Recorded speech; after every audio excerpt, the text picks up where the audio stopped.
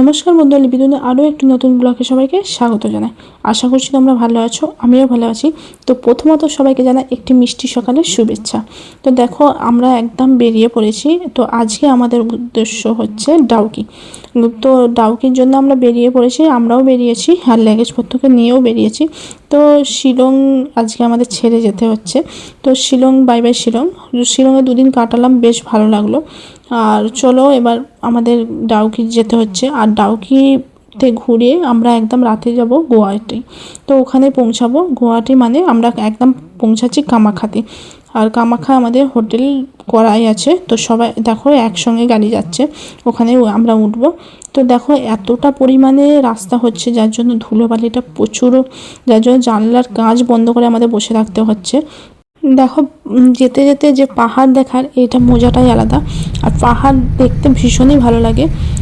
তো চলো আমরা একদম বেরিয়েও পড়েছি, আমরা যাচ্ছি। আর আমাদের যেতে রাত হয়ে যাবে ওখানে পৌঁছাতে, কারণ আমাদের ডাউকি সব কিছু দেখে ওখান দিয়ে বেরোতেই আমাদের ওখানে যেতে অন্তত 5-6 ঘন্টা তো লাগবেই। আর তারও বেশিও লাগতে পারে, কতটা কীভাবে যাবে গাড়ি বা জামটা কতটা হবে সেই হিসেবেই আমাদের গাড়ি যাবে। তো দেখো পাহাড়টা কী সুন্দর দেখা যাচ্ছে।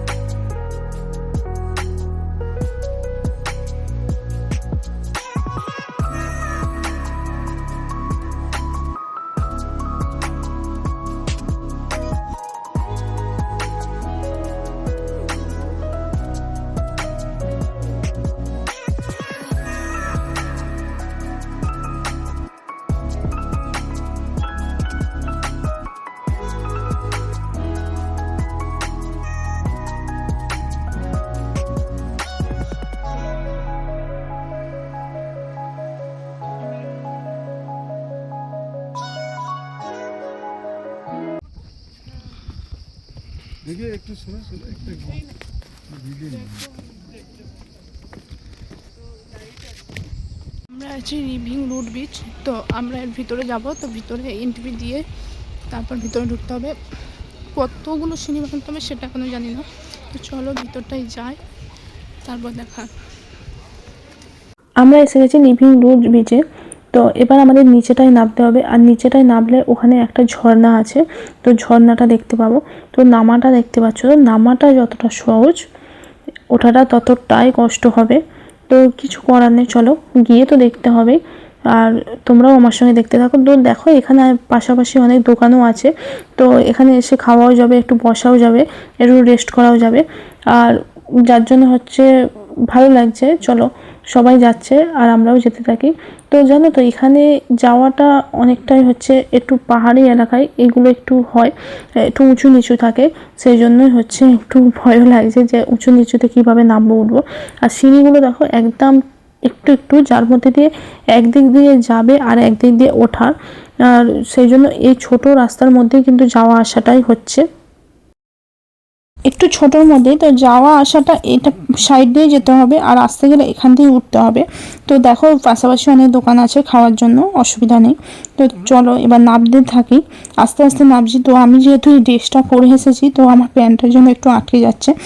আর তোমরা জানো তো এখানে একটা লাঠিও দিয়ে দিচ্ছে, কেননা যারা হচ্ছে নামা ওঠা করতে একটু কষ্ট হচ্ছে, যার জন্য লাঠির ভরে অনেকে নামছে, এই ব্যাপারটা আমার খুব ভালো লাগলো জানো তো।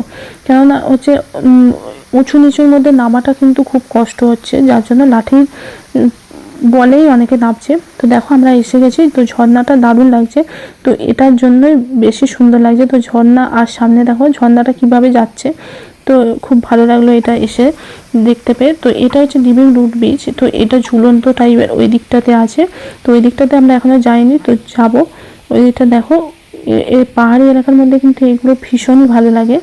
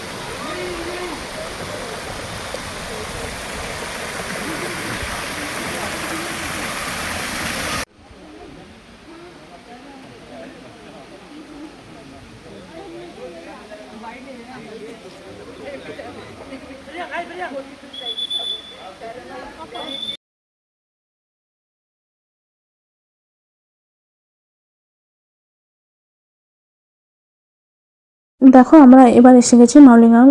তো এটা একটা ভিলেজ, তো ভিলেজের যে গ্রাম্য পরিবেশটা, তো এটাই আছে। তো এখানে ভীষণই গরম, ভীষণ গরম হচ্ছে। তো আমরা যে ওখানে ছিলাম ওখানে অনেকটাই ঠান্ডা ছিল, আর এখানে প্রচণ্ড গরম। দেখো এই যে এটা হচ্ছে গ্রাম্য পরিবেশ একটা, দেখো বাচ্চারাও আছে, তো সামনে স্কুলও আছে বাচ্চাদের। তো দেখো এদের ভাষাটা হচ্ছে খাসি ভাষা। তো আমরা একই দেখছি, আমরা দেখছি এখন ভারত বাংলাদেশের বর্ডার, তো ওই দিকটাই চলে যাচ্ছে বাংলাদেশ, তো আমরা আছি ভারতে।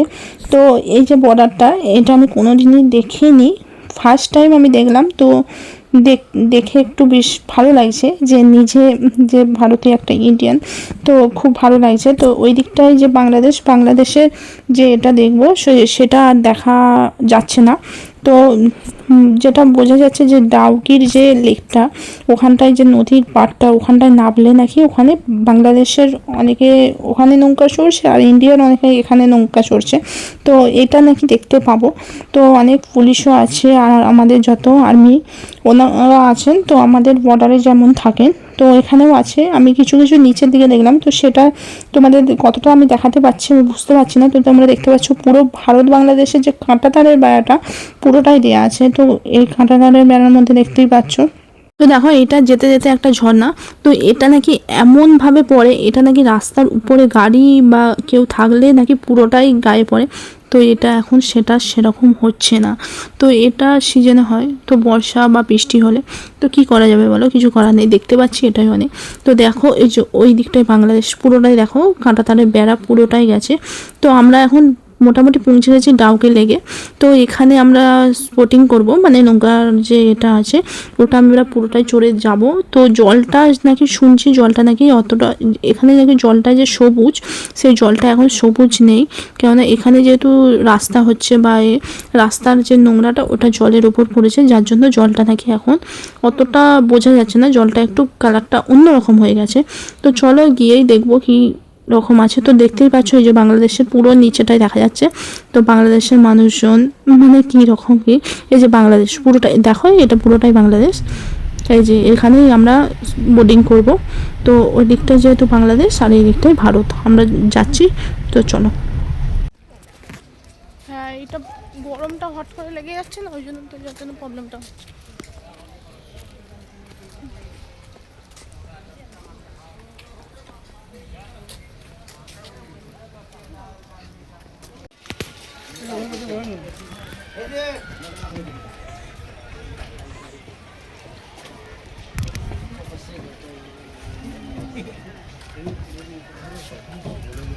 ঠিক আছে।